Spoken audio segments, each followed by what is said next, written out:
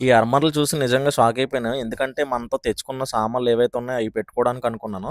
అంటే అది తీసుకొని మనకేదైనా టోకెన్ ఇస్తారనుకున్నాను. కానీ అది కాదు. ఇది షూసు, చెప్పులు పెట్టుకోవడానికి ర్యాక్స్ ఇవన్నీని. అది కూడా నేచురల్ వుడ్ అంతాన. ఎక్కడ కూడా ప్లాస్టిక్ అయితే మాత్రం ఎక్కడ వాడలేదు. అంతా నేచురల్ ఐటెమ్స్ ఏవైతే ఉన్నాయో అయ్యే వాడారు. ఇంక్లూడ్ టెక్నాలజీ కూడా.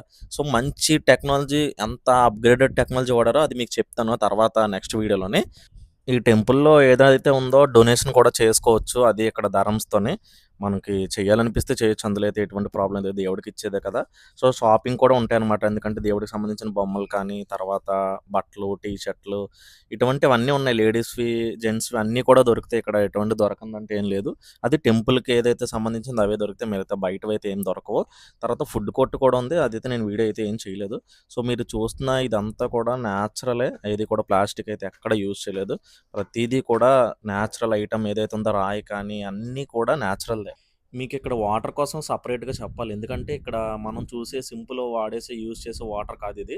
ఈ వాటర్ ఎటువంటిదో ఏంటనేది మీకు వీడియో లాస్ట్‌లో చెప్తాను. ఈ సీరీస్ లాస్ట్‌లో. మీరు చూడండి. ఈ ఎటువంటి వాటర్ ఇక్కడ యూజ్ చేశారని మీకు అర్థమైపోద్ది.